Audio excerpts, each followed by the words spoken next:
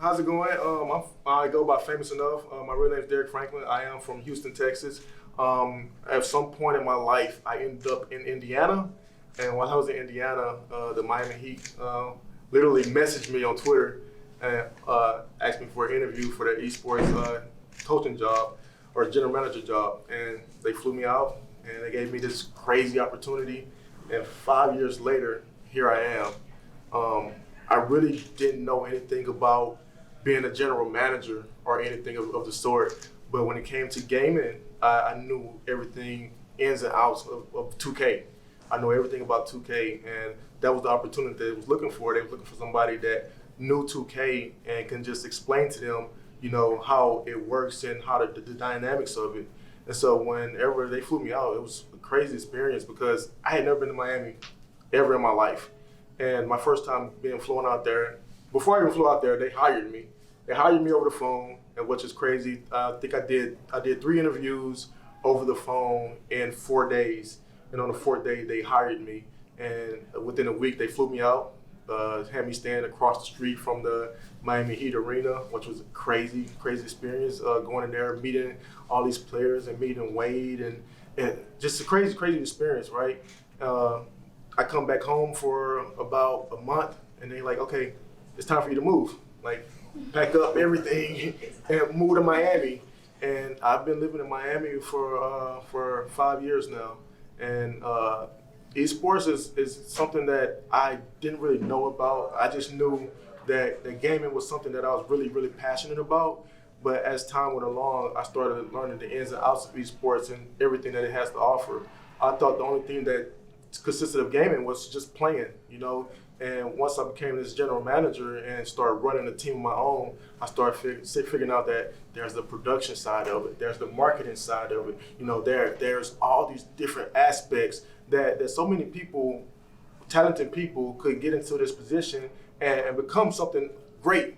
But nobody really understands that part of esports until they start indulging in it and they start seeing these big productions, something like the Esposure is doing here. Like, who would have ever thought that these guys would be out here screaming at each other, playing 2K and getting paid like $15,000 just to do it, right? And that is the same thing to think about. This is gaming. And this is something that when I was growing up, my mom used to tell me, get off the game. Get off the game. Well, you know what's funny? What's funny about that is that when I was in Miami, I think like 3 years ago, right? And they told me, we have this event for you that we need you to come to the arena during the game, yada yada, in the third. And they presented me with an award on the center court. It was against the Philadelphia 76ers. I remember the day like it was yesterday. Center court, 20,000 people there. And they were like, look up to the sky, look up. They had this thing at the top. As soon as I look up, I look down, and my mom is walking towards me.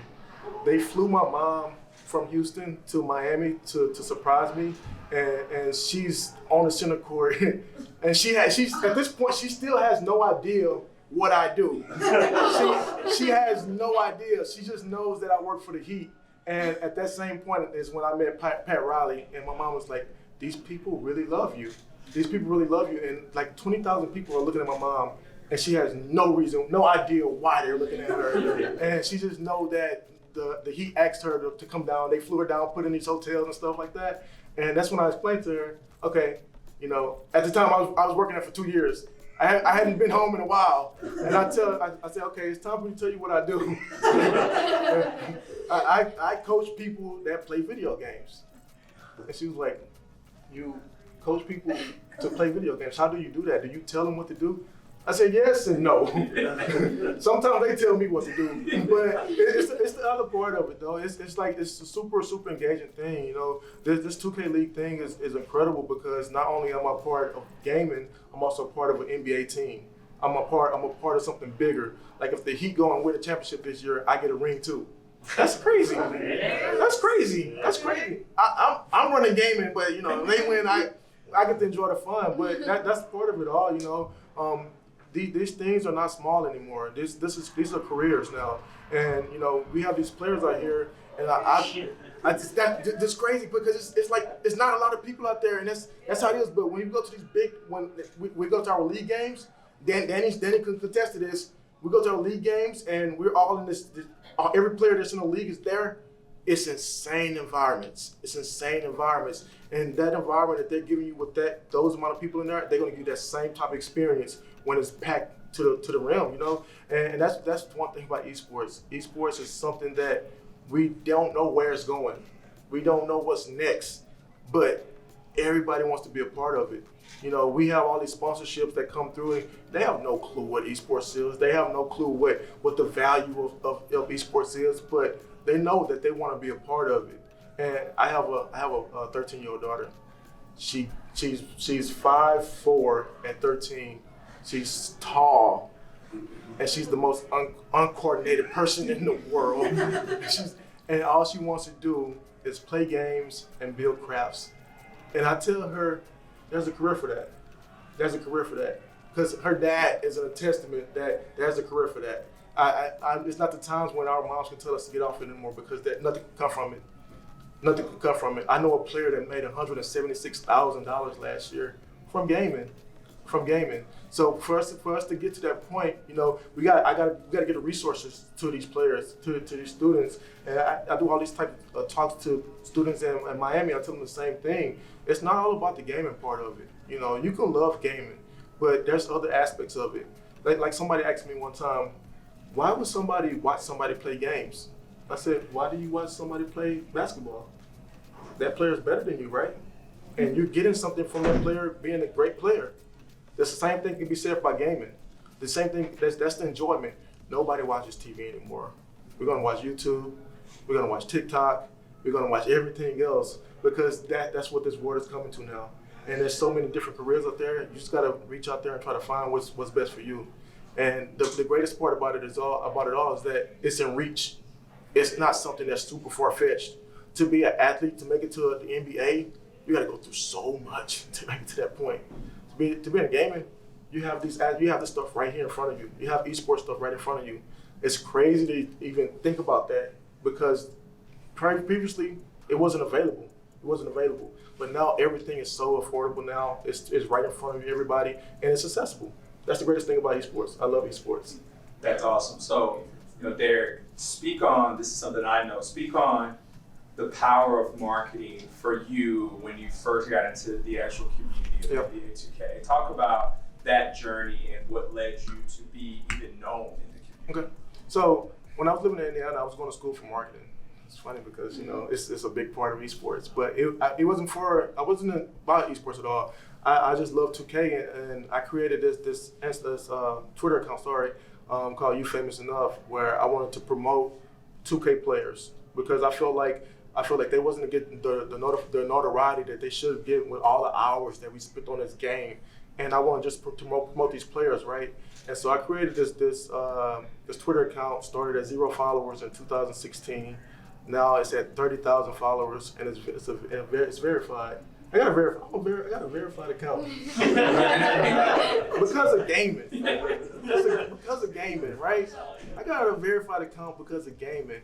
But I put on these hours where I was going to school, I was going to work, and I was doing this Twitter thing where I was promoting these players, and I was creating content for players that didn't know me, didn't ask me to do it, but it was something that I wanted to do. And what it turned to a YouTube account where I created basically a Sports Center type of feel for 2K, and players went above and beyond to get on their Sports Center videos, right? And it became a huge thing. It became a huge thing, right, Danny? It became this huge thing where everybody knew if they had a good game that they would be on the Sports Center, and they was looking for it the very next day. I was getting 60, 70,000 views a video type thing, and it was growing rapidly. This was before the 2K League was a thing. It wasn't even thought about. It was just me doing it because I love 2K. I love doing this, and I want to promote the players. Fast forward, 2K League gets announced, and at first thing I'm thinking about is, oh my God, I'm gonna hit 100K subscribers on YouTube. I don't care about it. I don't care about the league. My mindset is I'm gonna get 100K plaque from YouTube because I'm gonna create this content for it, and everybody's gonna watch it, and I'm gonna blow up. That was my mindset. I think about a month passed, and I'm like, you know what? this is taking a little bit too long. I want to get on the other side. I want to be a part of it. And so I applied for the Kings job at first, and when I applied, I used the power of social media to get their attention. I applied. I know that one of the owners owned NRG. One of the owners of the Kings co-owns NRG, and I know he was big on Twitter. So after I applied, I said, everybody go tell Andy Miller to hire me. And they did. And they did. And he got flooded. He ended up DMing me. He's like, oh my God, you have a lot of people that's behind you. He said, what's your name? I'm gonna have somebody from the Kings pull your resume. I told him my name. Like 3 minutes later, a random burner account DMs me and was like, hey, Andy told us to get your name, so we're gonna. I'm like, this is crazy. This is crazy. So he pulls it, and Andy would like DM me and talk to me like back and forth. Now this is a billionaire. Yeah. This is a billionaire that's having a conversation with me back and forth on Twitter about, because I told everybody tell them to hire me. And so the power of social media, it worked to the point where I got an interview. I got 2 interviews with the Kings, and ultimately they ended up passing on me. And what happened was, I felt like doomed. I felt like my life was over. I felt like I put all my eggs in this basket with the Kings, because I was like, oh my God, teams are gonna see that I pushed so hard for the Kings that they're not gonna want me, type of thing, right? And so I felt doomed. And I was like, I'm not doing it anymore. And my girlfriend tells me, it was super corny at the time. She tells me, she said, why would you build a house? Why would you build a foundation for a house and just walk away from it and let somebody else live in it? I'm like, what? but I'm like distraught at this point. I'm like, my mind is like not even thinking about it. I'm like, you're right. And I'm not even thinking about it. A couple days passed and I was like, why would you build a foundation for a house and let somebody else live in it? Why would you build a foundation? I said, oh my God. I really built this up from nothing, and I'm finna walk away from it because one person told me no, and somebody else is gonna take what I built and run with it. And so I said, you know what? I'm gonna keep going. Got back on YouTube, started back doing it. January comes around. That was August of 2017. January of 2018 comes around. Miami Heat called me. This crazy conversation because I felt like I was talking to my best friend. I didn't know this person from a can of paint, and we were having this crazy conversation. And he's like, it was like 45 minutes in. We're talking about like what we like to do for fun, what we had for lunch type of thing. I'm like, I don't know this person. I'm like, my heart is pounding the whole interview, and he's asking me what I just ate. You know what I'm saying? I'm like, get to the point. And like 45 minutes in, he's like, oh yeah, what other teams are you talking to? And at the time, I was talking to like 5 different other teams. And I told him, he's like, I'm gonna get you on a call with somebody from the Heat executive team tomorrow. I'm like, okay, whatever.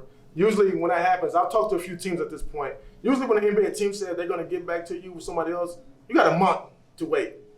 It's like a month that you're gonna talk to them. They call me the very next day. And it's about 10 people on the phone. Now I'm like, yo, this might be out of my ballpark right now. This might be too much.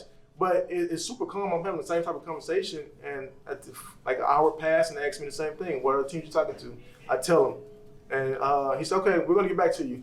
I'm like, okay, here goes the month. The month is going to happen now. The month is about to happen now. 2 days passed. They emailed me that morning. They said, we're gonna send you a contract. We need to get on the phone call with you again today. I was like, okay, cool. They called me, and they said, okay, we're not gonna beat around the bush. We're gonna offer you a contract right now. It's like, we don't normally do this, but we're gonna do it right now. We like to meet the person in person at first, but we feel really good about you. We wanna make sure that we lock you down right now and offer you a contract. They gave me a contract. I went to go take a drug test that weekend. Then I was flying to Miami on Monday. Like, all this was happening fast because everything previously was happening really slow. Now this right here was happening fast. And I'm like, this is moving really, really fast, really fast. Fast forward, we go to the finals. We play in the finals, and they're like, oh my God, we love you. Yeah. We love you.